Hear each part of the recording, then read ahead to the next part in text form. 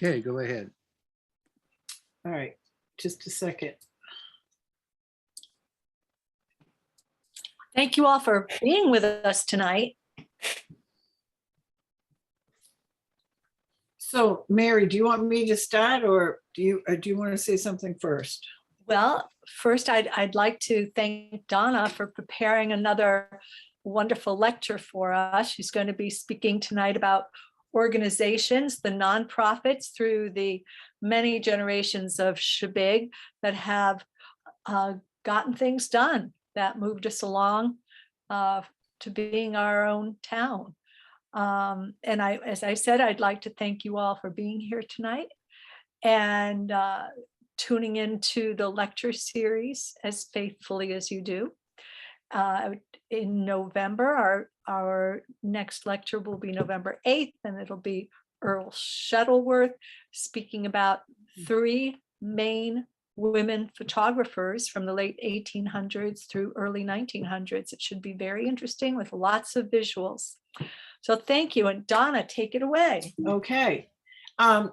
So first I want to give a disclaimer. If you look at my screen, it says Shebig Island, a place of innovation and creativity.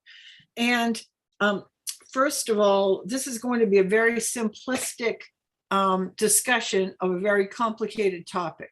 Because in order to have a lot of organizations that have moved a community forward over the last 300 years, almost 250 to 300 years, I'm not really going to talk about a lot of people's names because I certainly would leave people out if I did that.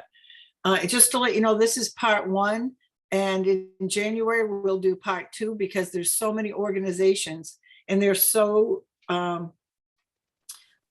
intertwined, as you'll see as I go on through this, that it's impossible in an hour to really talk about how these different organizations were created and how they've moved the island forward. My cousin Leanne used to talk about our genealogy as a telephone pole instead of a tree that went straight up. And it's sort of the same idea with all of these organizations.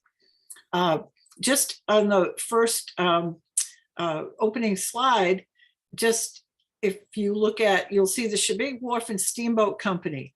And this is from April 27th, 1874, and it's number 1, the stock certificate for that company that bought a boat and built a wharf on Shebig so that they would have steamboat service to the island. It was the first public transportation that we had on Shebig. That was 1874. And then you look at the Islander, which was around 1985, I believe. Cap will correct me if I'm wrong, but it was in that era. But CTC was really founded in the early 1970s, about 100 years after that Shebig Wharf and Steamboat Company. So even though we are innovative, sometimes we're still solving the same problem 100 years later. So that's not to discourage us, it's to let us know it's okay if we have to revisit issues from time to time. Donna, And yes. if I could interrupt, do you Sure. want to take questions from people at the end or as we go along? Why don't we wait until I mean, I don't care either one way or the other. If you want to manage them, I can't really see the chat, so. Yeah, that's what I'm getting at. So if you do have a burning question that you want to ask during the course of the presentation, please use the raise hand icon down at the bottom of your screen, and I will recognize you at that point. Or we can wait till the end of the presentation. And I don't mind if somebody has wants a clarification. Yep. Because like I said, this is kind of a complicated topic. Just a reminder, the raise hand is in behind the smiley face that says reactions. Yep. Thank you. Okay, so this is called Getting It Done. And that's, as I was talking about before, nearly 3 centuries of working together on Shebig. And I thought a nice place to start was really the end. How did we get to be our own town? And one of the rationales that resonated with me was one of the senators, state senators, the one from Mount Desert told me that when he came down to Shebig the first time, he only came just to be polite because he thought there was no way in the world that they would ever let us become our own town. He had absolutely no interest in creating a new town in Maine. And he came to Shebig and saw what we had accomplished through all of these different organizations and the infrastructure we had created. And he changed his mind almost immediately. And so I thought that was a good place to start because we can make a difference if we don't do ourselves in the process. And so there will be conflict that I'll be talking about in this discussion because we don't always agree. And sometimes, as long as we can keep it civil, we can come out with a better outcome if people can just talk to each other and listen to each other. And I think that's really an important theme in this talk. So no man is an island and no island is one man, especially, or woman, especially on Shebig, a matriarchal society.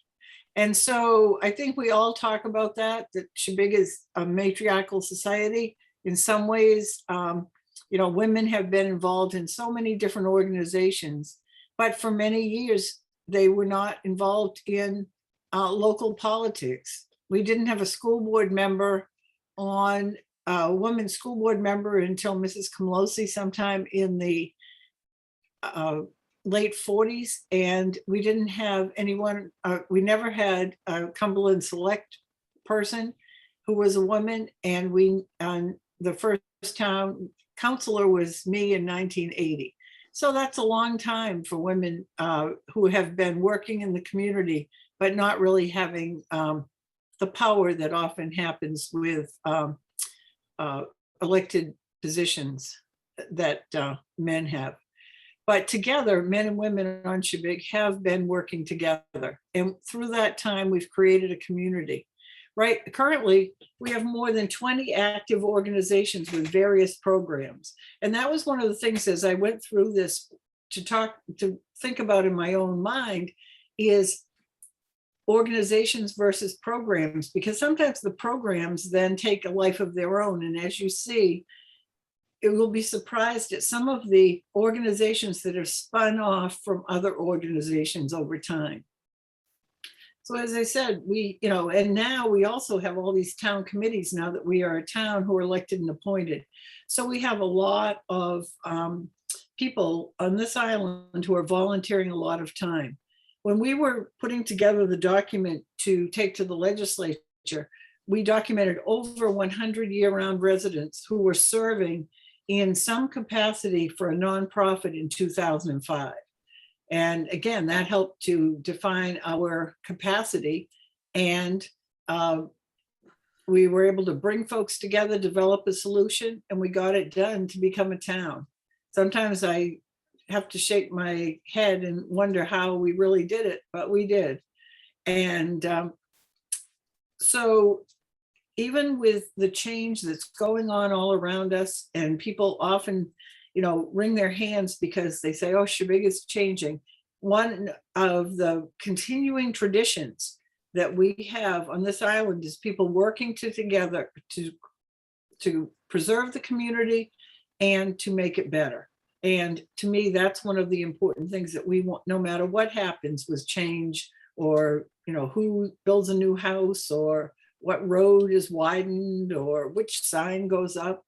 It's important that we continue to work together to preserve this community and listen to each other. Even if we don't agree, we need to figure out how to work together.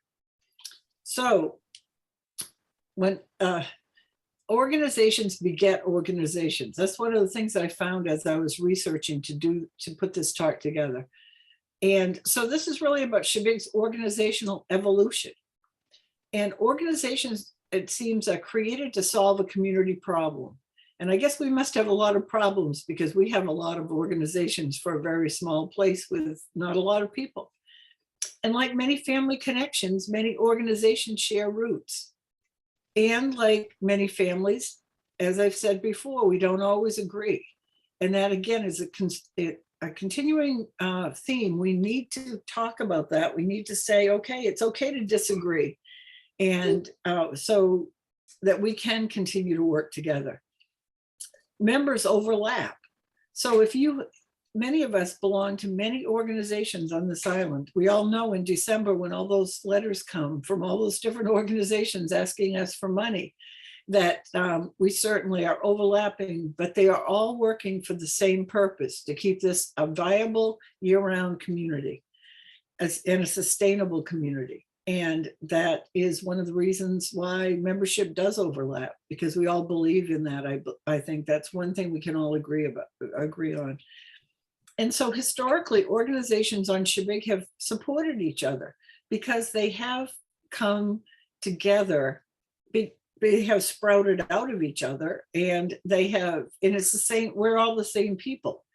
And we found that we can work as collaborators and not competitors. If you've ever taken a strategic planning class, one of the things they talk about is, how do you take your competitors and create and turn them into collaborators? And that's one thing that's really important. And in Shebig, we don't really know. I don't think most of us ever think about it, but we actually are pretty strategic planners around here. And that's another way that we're able to get things done. So it's impossible to comprehensively cover this topic in 1 hour. So that's why I've already told you it's going to be a 2-part program. And what I'm going to be doing is highlighting examples of community connections, of how we're connected. And I'll just tell you a quick story that when the Historical Society was founded, Ted Ballard's law firm in Illinois did all of our legal work and created and worked with the IRS for our 501c3. And one of his attorneys called Shirley Burgess and said, I don't understand how you're giving all this money. And it was like $10 here or $5 there, it wasn't a lot of money, to various organizations. It doesn't make sense to me. And so she had to explain to him how that interconnectedness works and how we, by supporting each other, we're making our own organization stronger. And so finally they went to Ted, and he did explain to them that that's the way it was on Shebig. So I'm starting with the church because the church is the oldest institution on Shebig. Some of you may have wondered, but it started with the church under the ledge in what is now Yarmouth. And there was a minister there, and he would come over every year in about September. You can find it in Old Times in North Yarmouth, which is a great book if you've never seen it. But all the records of the first church are published in that. And they would list the names of the children and the families who those children belonged to, that they were baptizing each fall. And people here were members of that church.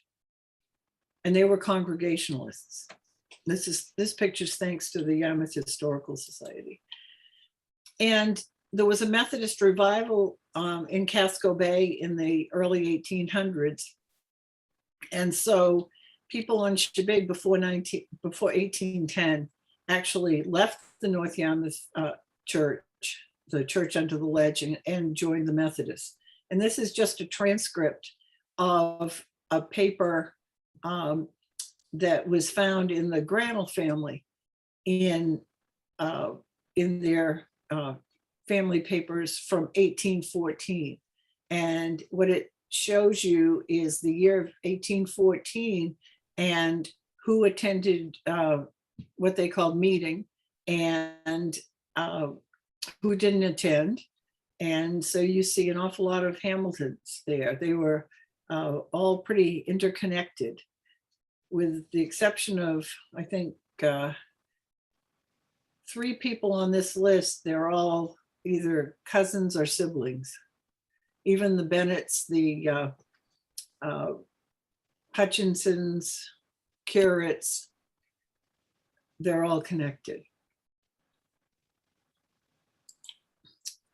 And so this is the tale of two churches, and some of you have heard this story before, but that one Methodist church ended up creating two Methodist churches because they had a conflict over the location of the church. One was built where it is now, and you see a model of what it looked like originally, except it didn't have the curved doorways.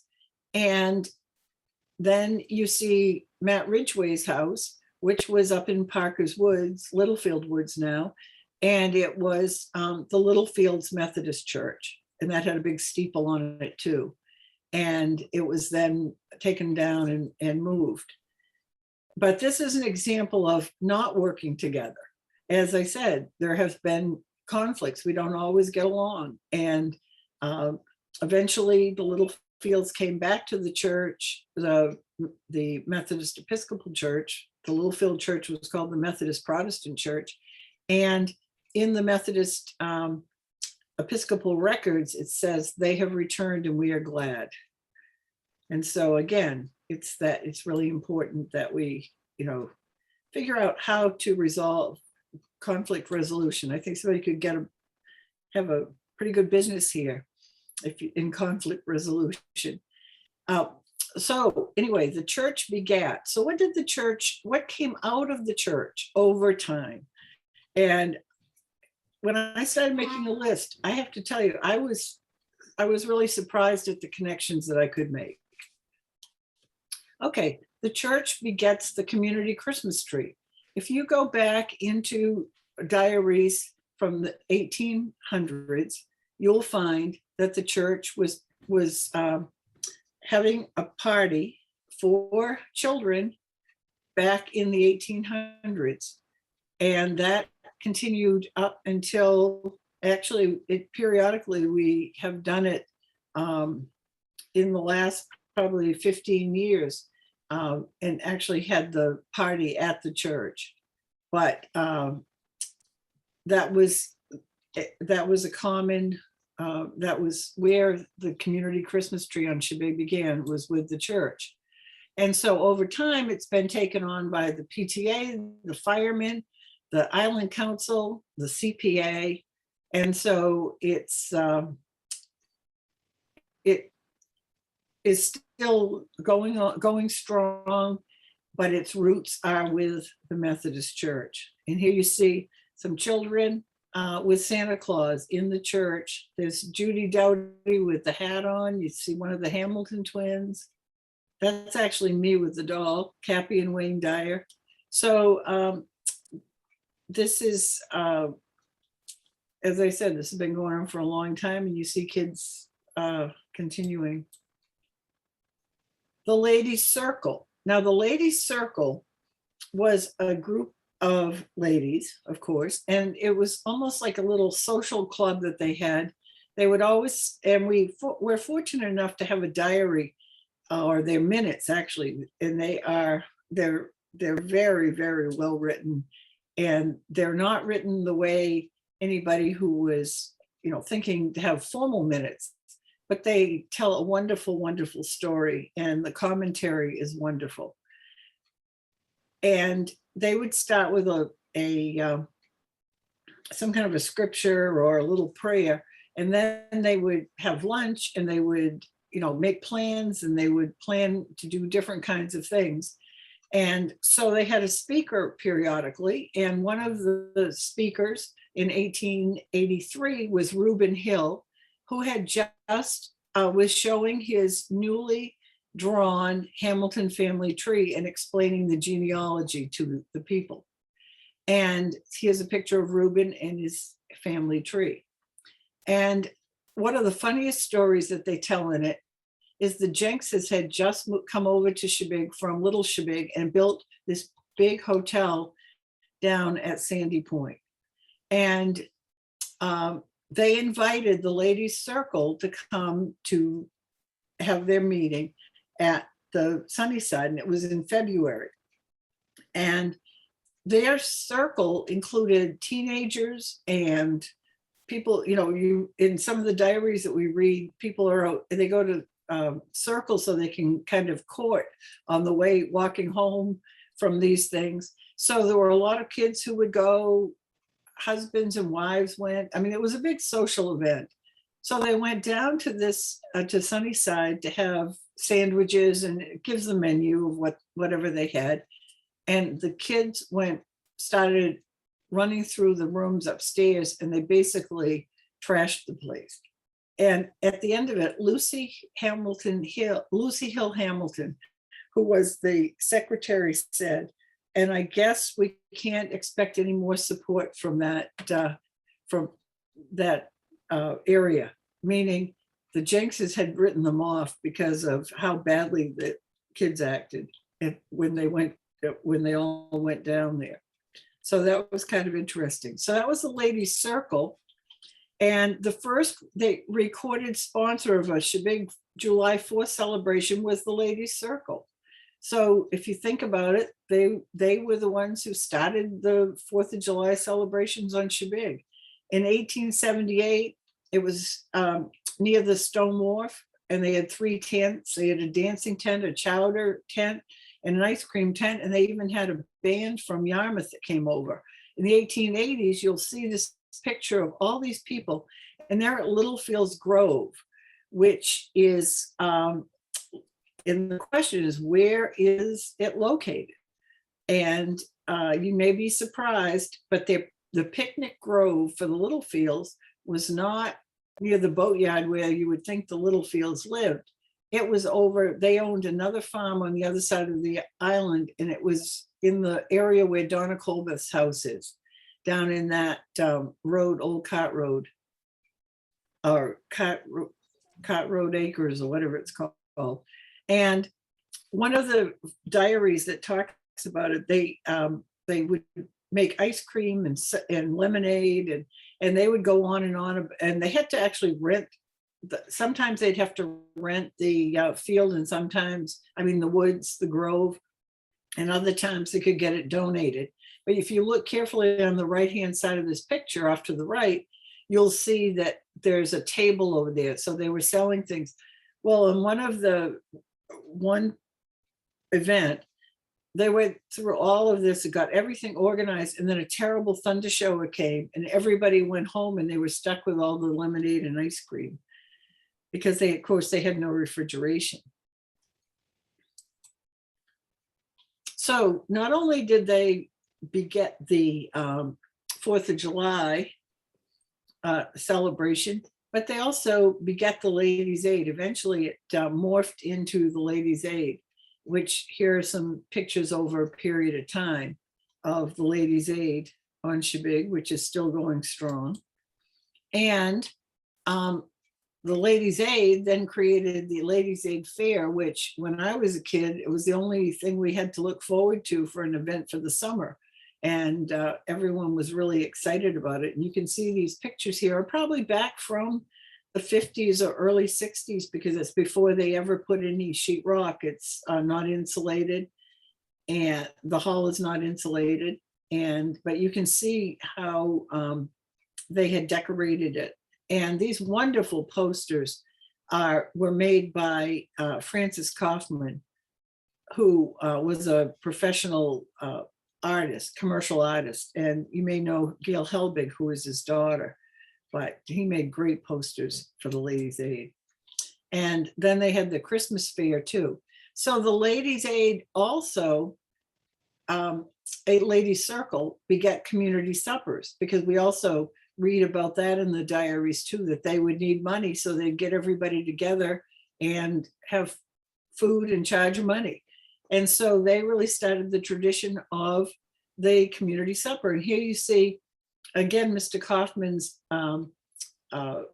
poster of the Hollyberry Fair. That was the Ladies' Aid's Christmas fair, and ham dinner, 5:30 p.m. and 6:30 p.m. They would have 2 seatings. There'd be so many people who would go to these suppers. And so you had to get a ticket and decide which one you wanted to go to. And those community suppers still continue today. Here's one at the Parish House, and here's one where Ariana Stefanello put on a community supper to raise money to go to Austria when she was going to cooking school. Again, showing how this community can rally around someone who is a young, innovative, exciting young woman who really wanted to become a chef, which she did. And she wanted to go to Austria on this trip. And a lot of kids would just go on now, GoFundMe. But Ariana got all of her friends. They went and they bought all the food and they put on an incredible dinner for everyone. Again, getting it done and doing it the right way, earning your money, not expecting just somebody to hand you money. So the church also begat high school graduations. The church was the place where the graduations were held. From 1905, his graduation program from the very first graduation class from Shebig High School, and you remember from the last time I gave a talk, and next winter we'll hear the end of that one, we went up to World War II, but those were all held at the church. And here you see this group in the middle. In front of the church, there's Martha Hamilton's in it, Victoria Smith, Jerry Ross, they were in that class, Jimmy Hamilton, Norman Calder. So there's a whole, Clifton Thompson, Kay Mansfield, and I think that's Donald Parr. So that the importance of the church in the graduations cannot be understated. It was a meeting place. It was a place where people could put on events, and graduation, it was an important thing. Here's the class of 1952. If you look over to the right, and you'll see they had a big class of 9 or 10 people in that class. And then they're the ones in the back, and then the ones in the front, the rest of the school, they were a chorus. But the church was packed with people in the community coming to congratulate the people they had watched grow up in this community and send them off into their life going forward. And this is members of that class down below. You can see the girls with their roses and the boys with their suits. And then in the middle, we have Diane Calder with her baton. When she graduated, she was the class marshal. And that's a great picture of Diane. Each class had a class marshal who would carry one of these batons in to bring everyone in. And here you see on the left, Betsy Ross with her roses. That's the last graduation in 1956 from Shebig High School. But once again, they're at the church. The church also begat Memorial Day remembrances.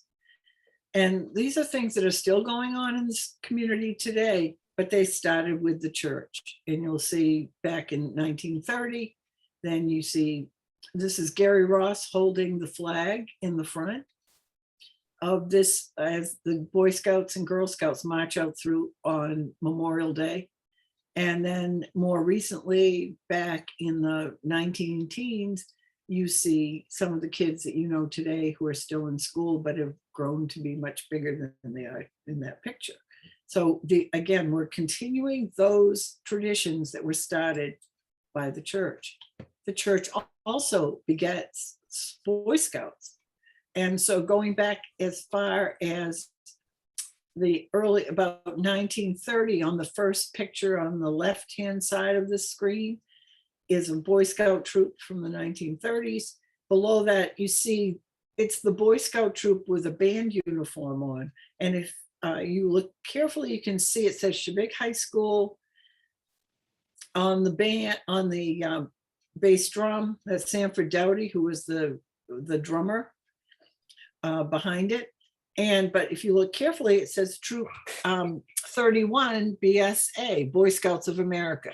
They were the only Boy Scout troop in Maine where every boy in the school belonged to the troop and to the band. And every boy in the, so the whole school was the Boy Scout, every boy belonged.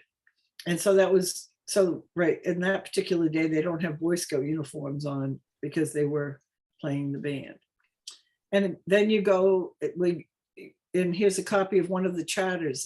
This one is from 1956, when Alger Burgess was a scoutmaster. Again, it's made out to the Shebig Methodist Church.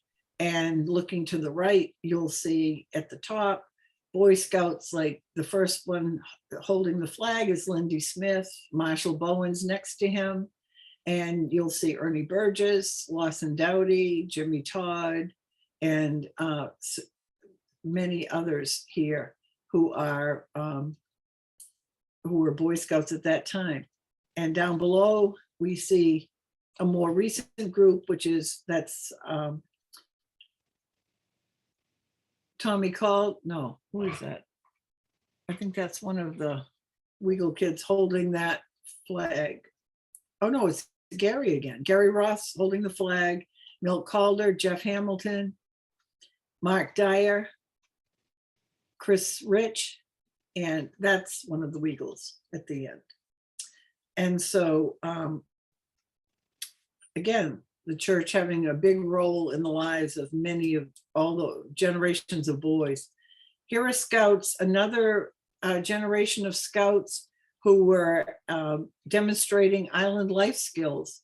You'll see Chief Ralph Monroe right in the middle of the picture on the left, and he is there along with other people. You see Willard Dyer in the right with a saw, Jason Hamilton, Tommy Calder, and in the back, Alex Bucksbaum. And these boys were all given the opportunity to learn some wonderful skills from people in this community and were sponsored by the church. The Cub Scouts were also sponsored by the church. And again, we go back to looking at the class of Stevens with Bobby Riddle carrying the flag and Danny Todd right behind him, backing him up in the 1950s. Then you see the kids from the 1990s and some of the kids who were in the early 2000s. This is Josh Dowdy, Zach Dowdy, John Suma, George Burkett, and Tyler Weagle, and they're at the Pinewood Derby. Again, this is in the parish house. The church was continuing to sponsor them. And who would believe that the church could also beget gymnastics? Beverly and I had a conversation about this, and sure enough, the first place that she had gymnastics, the church let her go, let her use the parish house to teach the kids gymnastics. This is back in the early 1970s. And they would then put on a show in the hall, and you look to the right, you can see how elaborate those sets were that she was doing. And she found a program where the early shows at the hall were to benefit the parish house, because that's where they practiced. And for those of you who didn't know Beverly in the early 1970s, that's Beverly on the left with one of the first awards of many that this community has given her, and they've never probably given her enough. So the roots of gymnastics is also with the church. And now this is a real leap on this next one. So gymnastics then begets track, hiking, and eventually gym, because Beverly was so enthusiastic about gymnastics. I can remember in 1980, her calling me at 6 o'clock in the morning and saying, I've got a great idea. I think we need a track team. And so Beverly's enthusiasm was contagious. And so she engaged the church, the hall, the community. It was the inspirational leader for the Shebig Recreation Center. While many others worked to make it happen, the community believed in the vision because of Bev, because they had seen Beverly go out into the community and teach kids gymnastics, track, teach them how to love the outdoors and go and hike into the woods. And her dream was to get a gym. She and Doug Ross worked on that for years. And finally, as part of another initiative, that gym came to be. And so you see some happy kids that she's taken to Lonesome Lake. And here we have the rec center.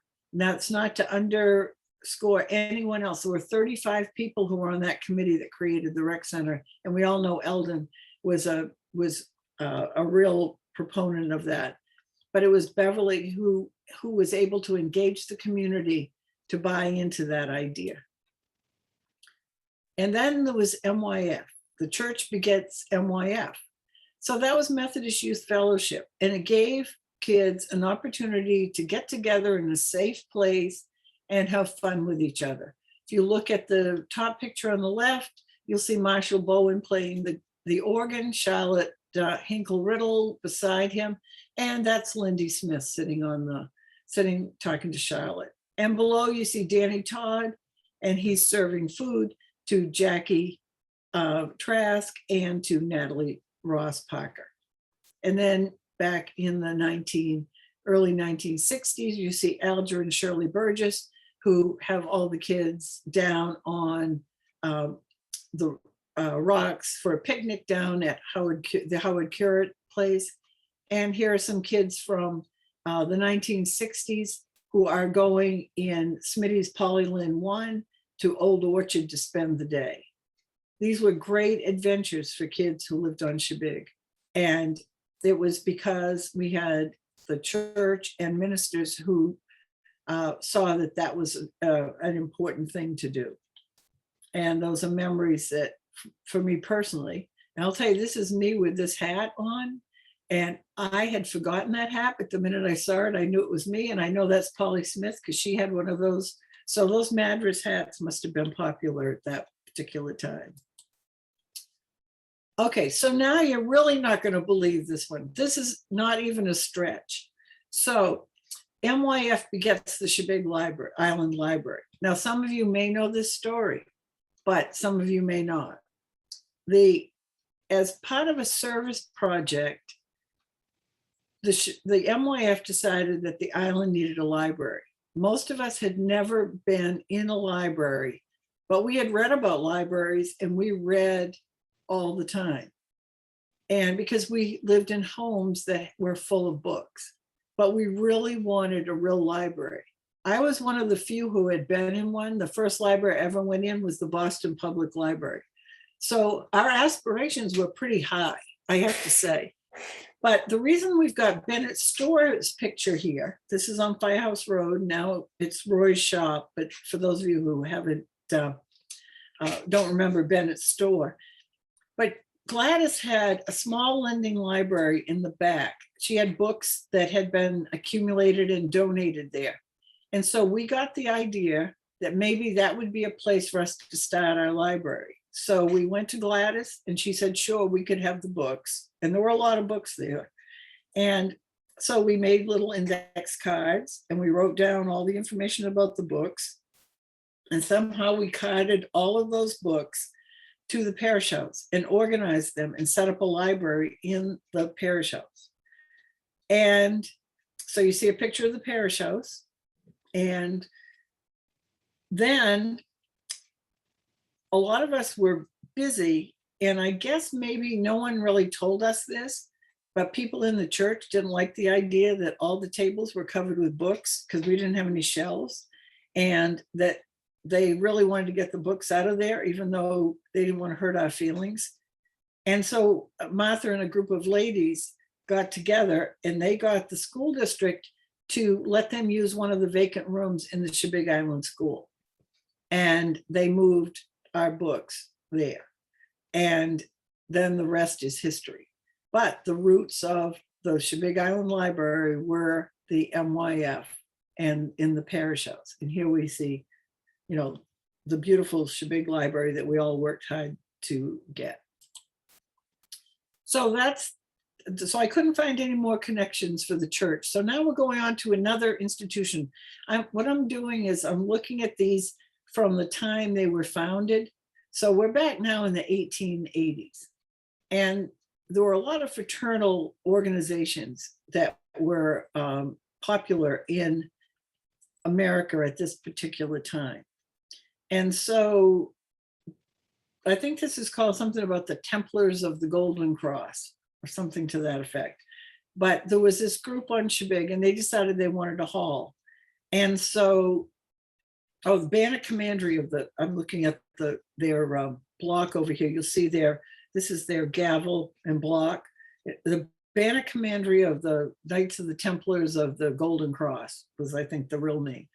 And so they built a 2-story hall, which reminds you of, if you go in any New England town, you'll see a big Grange Hall, or it might be an Oddfellows Hall, but they all kind of look the same. They had a kitchen area upstairs. They had an auditorium with a stage downstairs.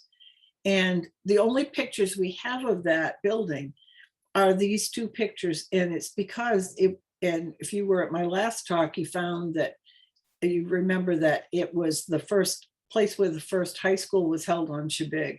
And so these were students outside the school. And so you can get the general idea of what it looked like. And you can see the windows on the 2nd floor in the top picture. This isn't a very good picture here, but we have this big certificate, their certification, in the collection here at the museum. But this picture isn't great, but it shows you how intricate it was. So that was the Golden Cross Hall. Now, Priscilla Ross found on the Little Shebig Bar a stamp, one of those that embosses. And this is a facsimile of it. We scanned it. And it says the Shebig Council, and it's 1882. And we don't know what it really is. We've looked at different things. It says Shebig, Maine on it, Great Shebig, Maine. And we don't know if it has to do with the Knights of Templar of the Golden Cross, or whether it is another fraternal organization. So if anybody knows about a fraternal organization that has an eye in it, and I don't know if it's a horse or a mule or something, that's a mystery. But I stuck it in here just because it has to do with fraternal organizations, and it may go with this one. We just don't know. And we don't know why it would have been. Somebody lost it on the Little Shebig Bar, sandbar, at some point a long time ago. So the Golden Cross Hall beget the Shebig Island Hall because they're in the same location. What happened is, in about 1926, the Golden Cross Hall, there was a fire and it burned to the ground. And so the next year, the Shebig Island community got together and they created a stock company. And you could get stock by paying money, or you could get stock by putting in time in building the building.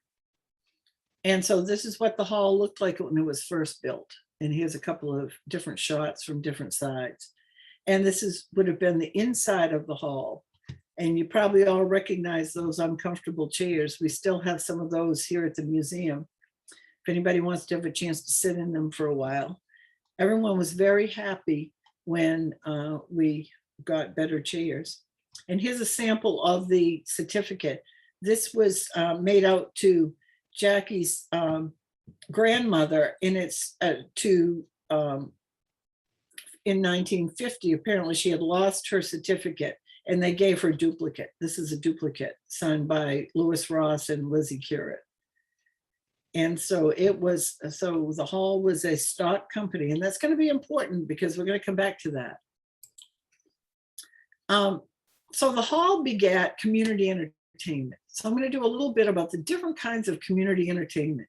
So here we have Mary Jenks Doughty and Ruth Beela Dyer, and they were both accomplished musicians. Mary played the violin with the Portland Symphony. Ruth was an accomplished harpist. And so, but they were part of something called the Mayflower Club, and they were putting on a show. And here's a bunch of the ladies dressed up. And that's one of the earliest pictures that we have of actually a performance at the hall. And the hall became the center for entertainment. And, sometimes people think that, that Shebig doesn't have a historical past in music and theater and all that. And all they have to do is read the diaries from the 1800s and find out how important music was and how many instruments people played and how many people learned to play the organ, to know that music has always been so important in this community. And so the hall gave people and continues to give people a place to perform, just as the church does. So community fundraising, let's put on a show. People need something, so you put on a show. When they were building the rec center, there was a dinner theater in 1998. And the dinner theater was this play called Let's Hang Him and Read the Will. And between all of the people who were involved, the actors and the behind the scenes and the cooks, there were over 50 people who were involved.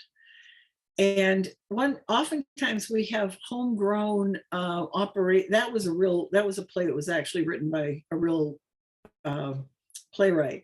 But oftentimes throughout the history of Shebig, people have made up their own shows.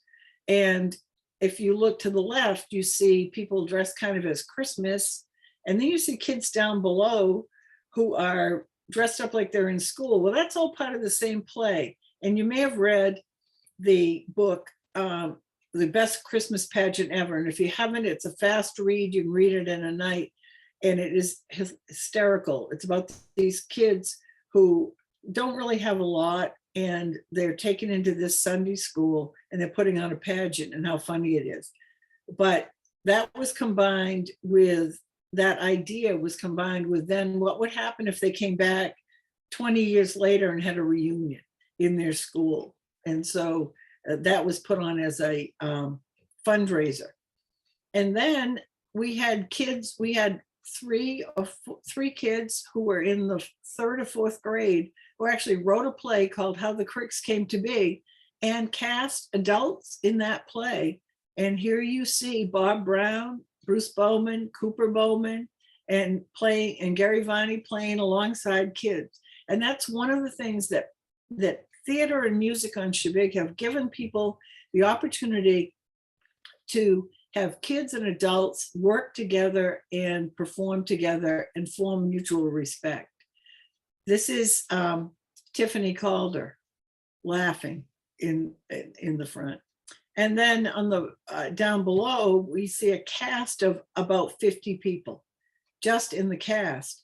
And the church was in trouble, and we were trying to figure out how to get some money to pay the basic bills. And the Historical Society and the church worked together, again, as I was saying before, as different organizations working together, and put on a show with over 50 people in it that we created ourselves. But the hall gave us that opportunity to have a place to perform. And of course, you all know about children's theater.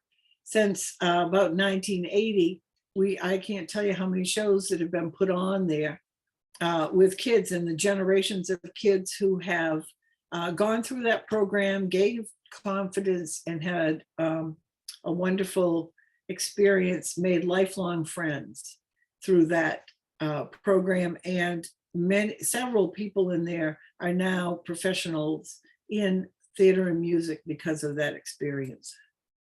And let's have a little music, the Island Music Night.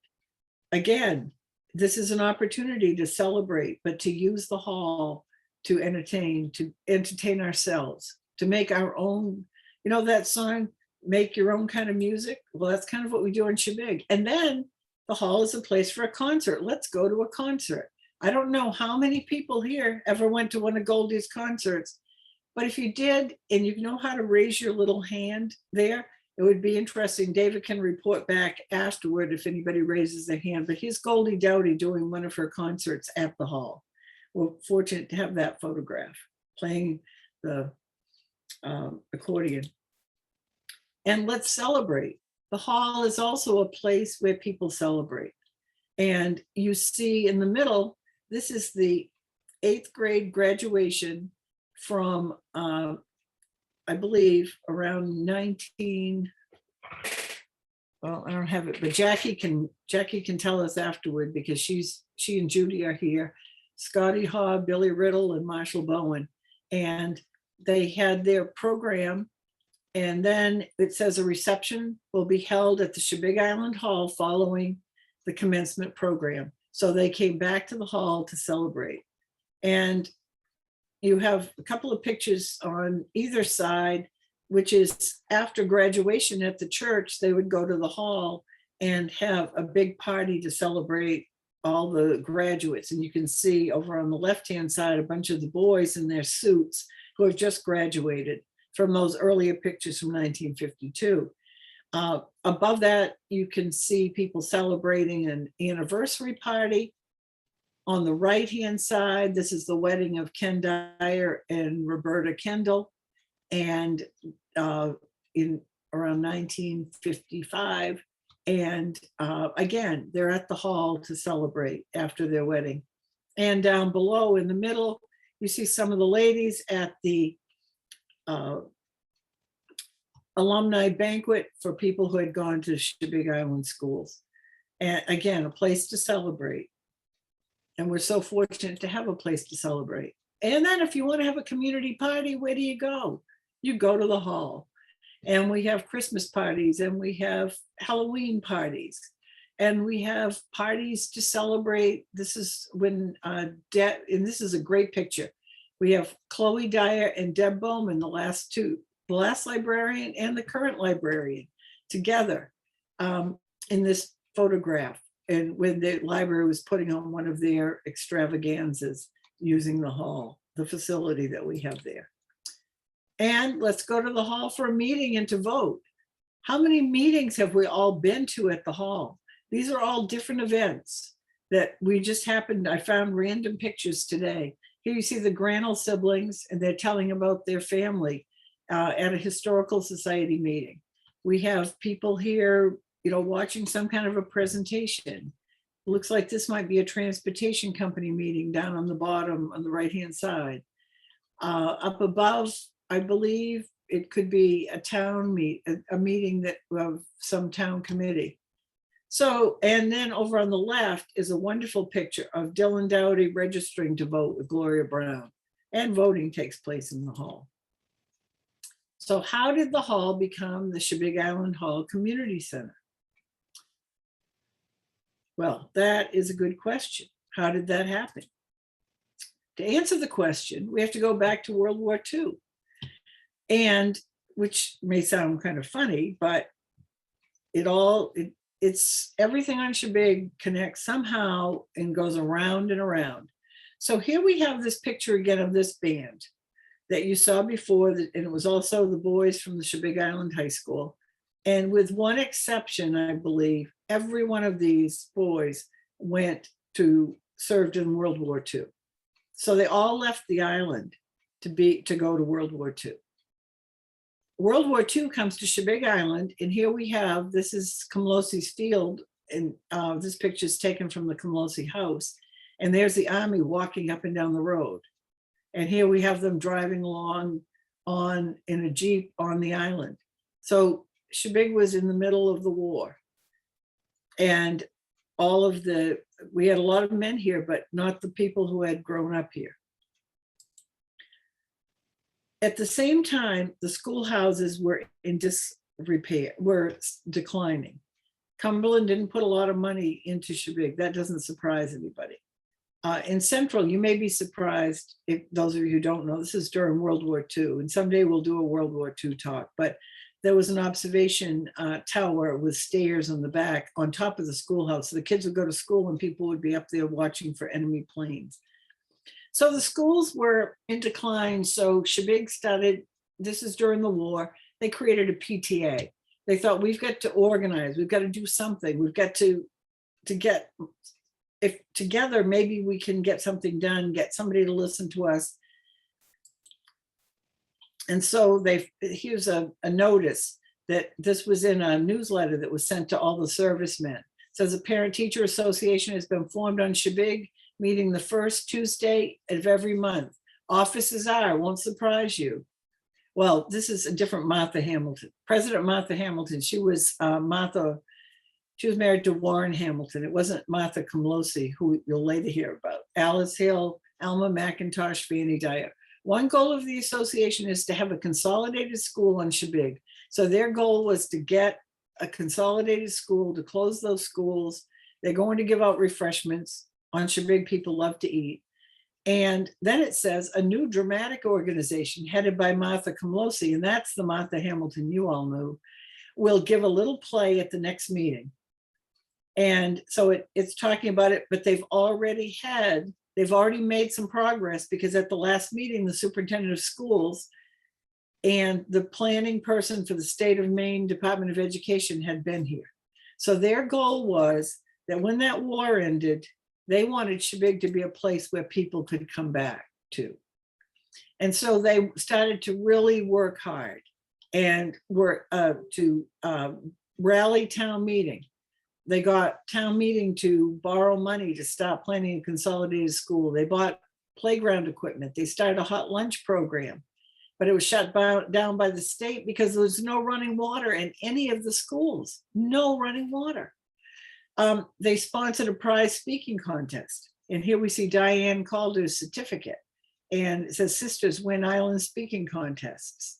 And you can see they gave out a lot of prizes for the different kids who would win, who would compete. I know at my house, it was a big deal. My brother was really into that, my older brother. And they could get $5, $3, or $2, depending on which place you came in. And that was a lot of money. And I noticed here, it says second place awards went to Burl Brewer, Burl O'Neill, Warren Dowdy, Elizabeth Stilfen, and Loretta Hamilton. And my brother Warren and Loretta were first cousins, and they were so competitive with each other. But they ended up each getting $3, so that's pretty good for learning a poem.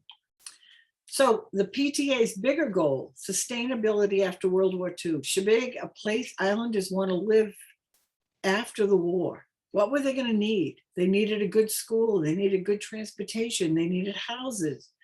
They needed jobs. They needed a doctor. This was a job too big for a PTA. Do these needs sound familiar to any of you? Things, as I said at the very beginning, some things don't change. So the Shebig Island Council is born. Now remember, we're trying to figure out how the Shebig Island Hall Community Center was created. So we're getting there. So they created the Shebig Island Council because the PTA, it was too much for the PTA to take that on. So the council decides they definitely need a doctor because they had had one since 1880. And the town of Cumberland was willing to chip in $2,500 a year to help pay for a doctor. But they had no place for a doctor to live. They had been renting different houses along from here to there, and they decided they really wanted something to attract a doctor. So they bought what had been the former Summit House. Here on the left, you'll see the Summit House. It's the house across from the hotel where the staff stay from the inn right now. And behind it, you see this was their annex on the attached to it, which is now Michael Porter's house. And on the right, there is the Comlosi House, which was also part of that establishment. There's also a tennis court out there. So by World War II, tourism, all the boarding houses basically had closed. And so the people who had run them were old or had died or had gone to live with family. So they bought the Summit House. The community bought it. And again, it was one of those situations where some people had the money to put into it and other people had the labor, and together they created this building.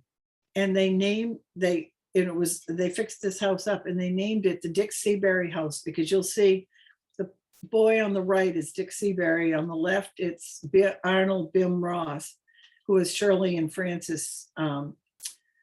Burgess and Francis Todd's brother. And they were best friends, Dick and Bim. And Dick died during World War II. He, as my father used to say, he was the only boy brought home in a box. And So it was named in memory of him for a doctor. And here you see physician out on the lamppost. So they were successful once again in bringing a doctor here and having a doctor here. But, okay, no, I don't know why this has popped in here in the middle of this. So I'll just keep going with the slides and I'll come back to the doctor's house. So the council, I guess because it's also the same time. So the council also began to sponsor the 4th of July celebration, which hadn't been held for a while. Remember, that started with the church with the ladies' circle. So this is 1946. And here you see their program, their official program. They had a greased pig was going to be released in the crowd sometime during the day. If you caught him, he was yours. They had a genuine ham placed on top of a grease pole, climb the pole and get the ham. They had a shooting gallery, which was going to be open all day, and pitching baseball, climbing a pole over water to get a $10 bill, a brass band, and horseshoe pitching and other games all day. They also had Billy Hill, who was, and this is a picture from that day, doing a shooting demonstration. And you can see all these boys who idolized him watching. And if you look carefully, you can see where he's hit something up there. This was David Hill's grandfather. So the council, as part of their support of trying to build the community, decided that it was a good idea to have a bridge, that maybe that would help us, because after the war, a lot of the men who had gone to war settled someplace else. And so the council got into economic development, and they sent people to Hartford, Connecticut to conferences. They created brochures and sent them around New England, encouraging people to come here. And they also got the idea of a bridge, and which eventually had its own committee and took on a life of its own. But you can see in this brochure, come away to incomparable Shebig Island and sailing, delightful charm and beauty of Shebig. And the sincerity of island folk is the reason why people return year after year to vacation on this enchanted island. Sun and fun, vacation paradise. And so their idea was to try to have economic development and trying to have a bridge, thinking that would be the way to have people have opportunity. Now, once again, you can imagine not everyone agreed this was a good idea, but there were some interviews with some people in the paper talking about it. And here's Carol Dyer, 41, fisherman. I'd move first before I'd send my children to the mainland. I've been around in boats all my life, and I wouldn't want to subject them to the long, cold, unpleasant, and unsupervised boat trip. Would you want children to be doing that? You know, so there were a lot of people who had different reasons why they were supporting the idea of a bridge, because they were worried that the kids would have to go, we wouldn't be able to keep the school, and we'd have to send the kids in a boat to school.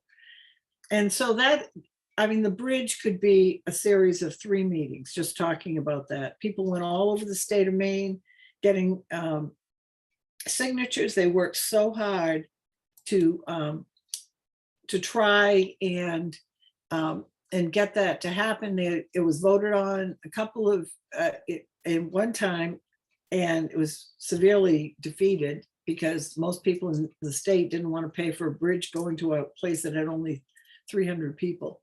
And, but so it failed. But what happened is the island split over it. Not everyone thought it was a good idea. And because of it, you had some hard feelings. Some people blamed the council. So because the council had in their bylaws advocacy, and they changed their bylaws and changed their focus and tried to go back to being more community oriented. So once again, they brought back the 4th of July celebration. And this was in the late 50s, early 60s. And here you see in 1961, 62, people walking down the hill down the road in the center, in a parade down at Chandler's Cove Field. You see this cute little girl and she's won a prize, and that's Gail Miller, in case anybody knows, wants to know. She won best costume. And when we open our exhibit, you'll see that picture, and you'll see the real trophy that she won. I'm growing up in Shebig. So fast forward to 1971. So they didn't get the bridge. They've decided, people on the island, are still having a little bit of animosity because they weren't too, some people are really sad they didn't get the bridge. Some people are happy they did get the bridge. We all know how that goes around. And the council can't find a doctor. The Seabury House needs work. The island splits on what to do once again. The council votes to sell the building. People who had lived here at the time of the war, who had worked on building that house, fixing it up, who had put their heart and soul into it, who had known Dick Seabury, took it personally. Some long-term residents were really upset, but they sold the house. Then the council decided they wanted to acquire the hall. Well, let's face it, the hall was owned by the original stockholders, many of whom were the same people who weren't happy they had sold the doctor's house. So Ned Morse was on the council at the time, and the council executive committee sent him to reach out to the people who are the stockholders in the hall to see if they wanted to join forces with the island council. Well, listening and respect begets the Shebig Island Community Center, but not before Ned got quite an education. He went around and did talk to people, and he listened to them and heard what they had to say. And they had no interest in actually forming and actually joining the council in creating an organization. What they did agree to is to create a new organization. And Ned left the council and joined that new organization, which became the Shebig Island Hall Community Center. And there were, all of the stockholders had to agree, or the majority of the stockholders. Sylvia Ross was instrumental in that. She was adamant that the hall retain its own identity. Albion Miller was another person who had a lot of stock in it because he had put physical labor in it. He was another one that had to be convinced, but they listened to Ned and they were able to talk together and figure out how to make this organization move forward. And here you see Ned Morse right here in this photograph in front of the Shebig Island Community Hall Community Center sign. And there's Sylvia over there and some other people along the way. But so that is, again, listening and respect. That really is important. It's something that we really need to be thinking about as we move forward as a community, because we aren't always going to agree, but it's really important to listen and respect one another and figure out how to move forward together. So that's shows you how complicated and how intertwined some of these organizations are and have been. So there are many more organizations yet to come, not tonight. And so just to give you a little bit of hint, here's the quilt that the Shebig Island Historical Society made, organized, paid for, and raffled for the benefit of the library. Again, as I said, it was one organization helping another, just as one Shebigger helps another. If someone's boat goes ashore, the person who was when I was a kid, the person who was the last person whose boat went ashore goes around and collects money from everybody in the community to help that person build a new boat. It's that kind of connection that will keep this community going. Again, collaborate, not be competitors. And So we have the sailing school, which sprung out of the yacht club. That will be in the next one. And the fire department, that's got a great story. That's got some good stories to that. And in case anyone asks, the CPA begets the Whalers. How did that happen? Tune in next time, because that, I bet, surprises a lot of people who would not believe that the CPA would create the Whalers. And so, thank you very much. That's the end of this presentation. If you want to look at the pictures again, you can find them on ShebegHistory.com or Beverly's website. In about a week after Beverly, thank again, the volunteer of the millennium, gets that up and running.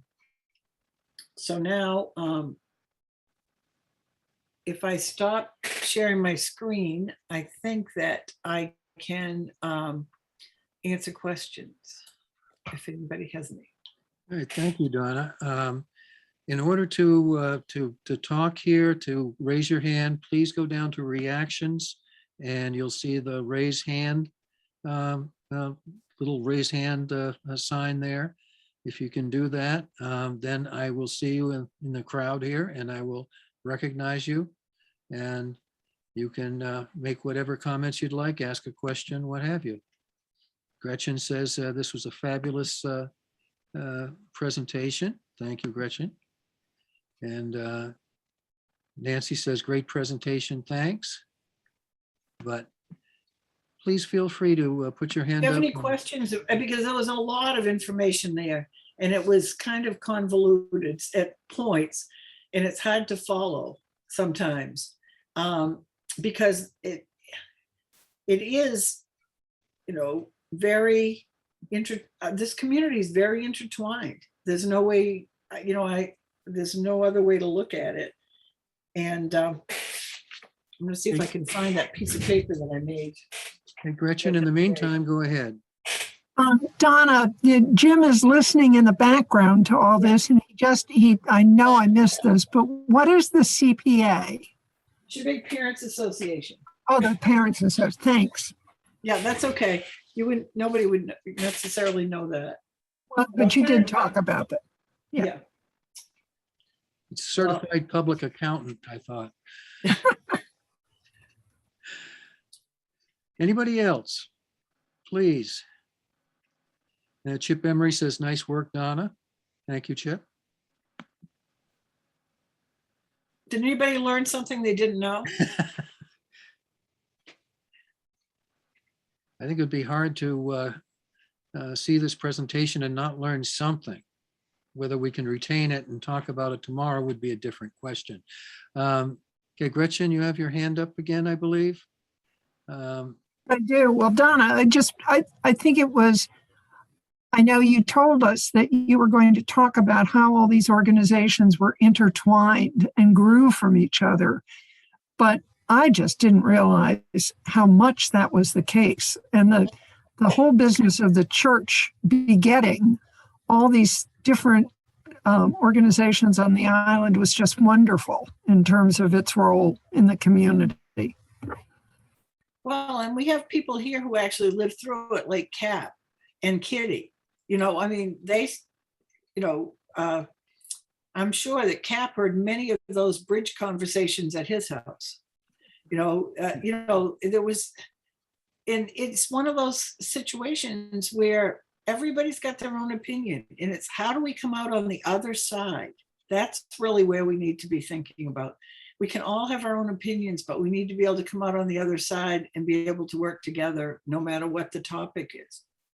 And I know I've heard both Mabel and Diane Calder and Joan Robinson, who all worked for the bridge, say they just thank God every day we didn't get one. And I see Kitty nodding her head. At the time it sounded interesting. I can remember being a little kid and listening to my parents. And my father said, well, you know what his thought was? I'm going to have to lock up everything I've got now. If we get a bridge, I'll have to lock my fish house. And what he had for a lock before that was he had a hasp with a screwdriver down through it to keep the door shut. you know, but that was his thought is people, my mother's going, who's going to come down here, drive down here just to go and steal the stuff out of your fish house? I mean, I can remember those conversations. And I kept thinking, wouldn't it, if we could just figure out how to have a tunnel under the water and only we knew how to get in the tunnel.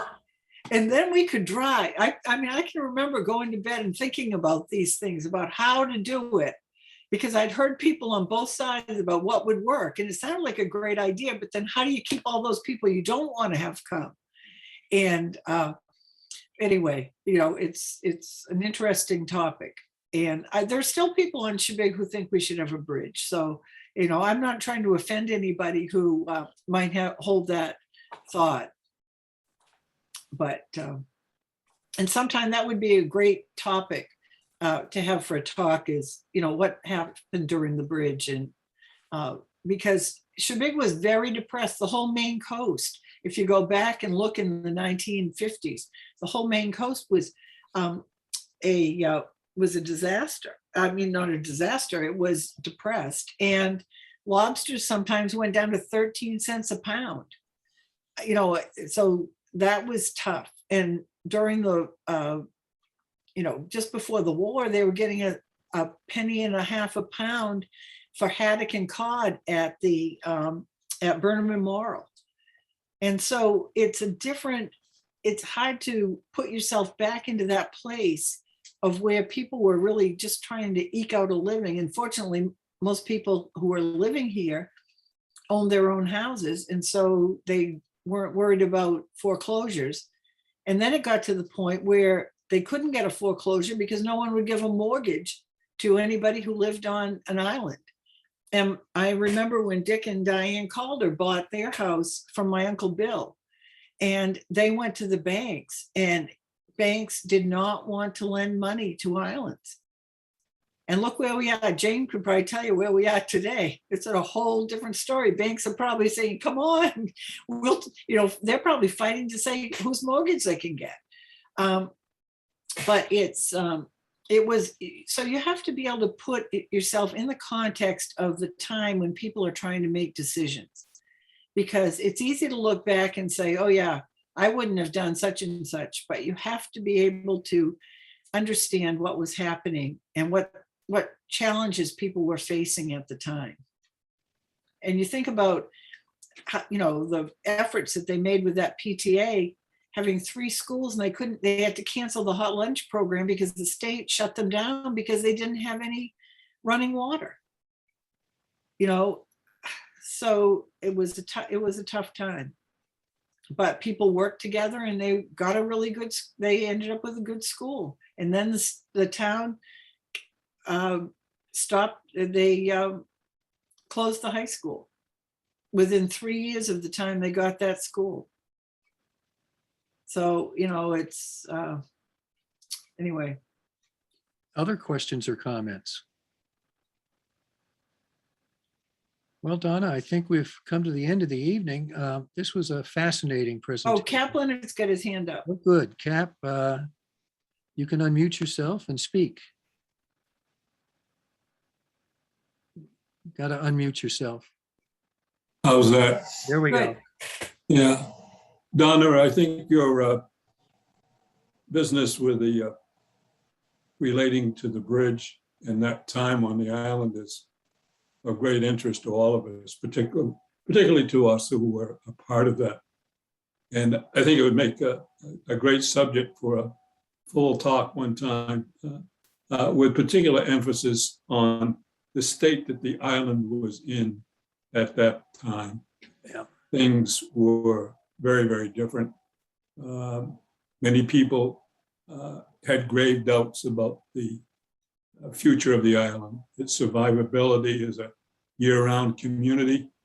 And but one thing I did want to say was, as a part of the small, very small part of those people who worked on the bridge committee, is that I really wasn't aware of a great deal of animosity.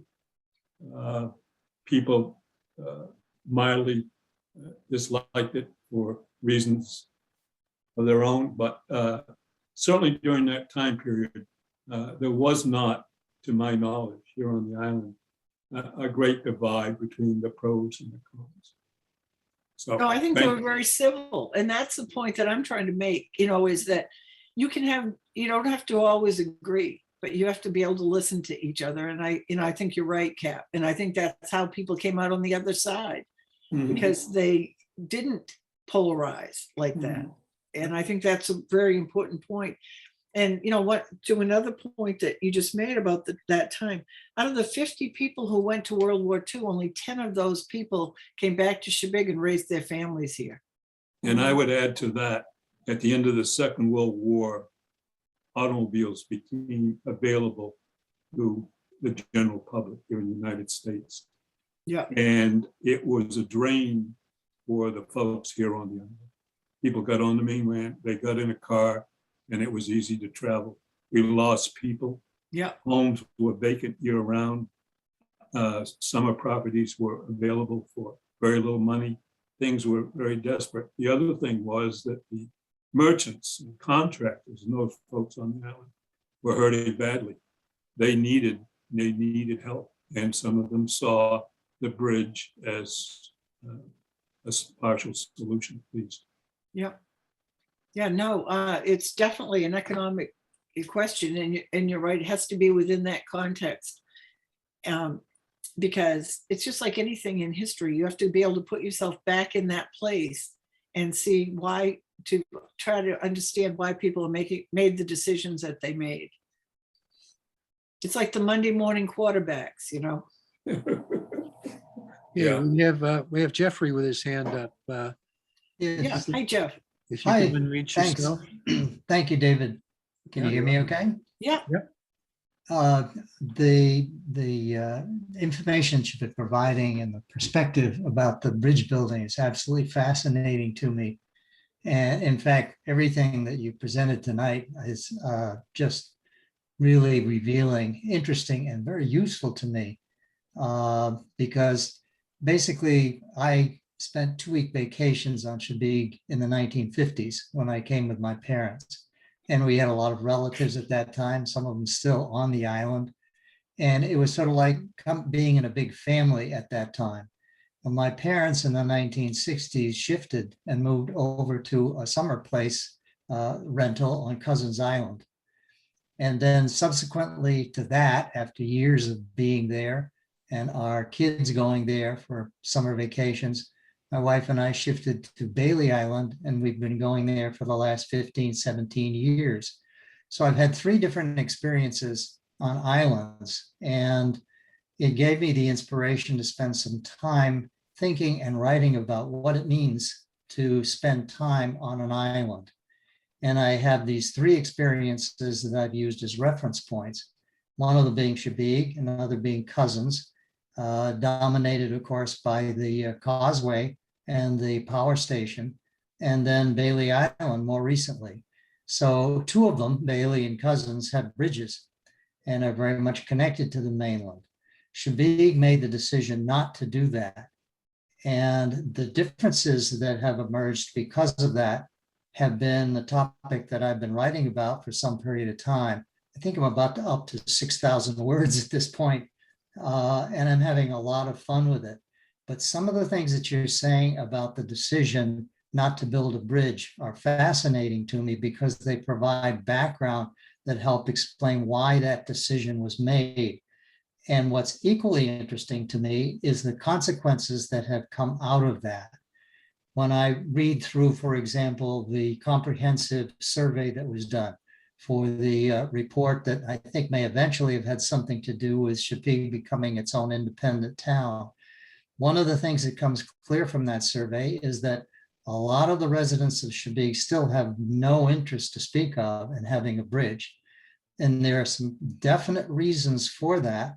And they've had some implications over the years. It's something that I'd love to talk more about, and I'd love to hear a presentation on that bridge decision in 1963 when it was defeated. But one of the things that's quite clear to me, the implication from not having a bridge is definitely connected to the thriving nonprofit organizations that have developed on the island over the years and the fact that they continue to thrive and prosper so much. And that's a contrast to some of the things that I discovered from tracing the history of Cousins Island and Bailey Island. So thank you so much for providing that information. It's been fascinating to try to make some comparisons. And one of the pivotal decisions among those islands was whether to have a bridge or not to have a bridge and when it was made. So thanks a lot. Well, we have, Jeffrey, when you get your work done, we'd love to have you be a speaker in our lecture series.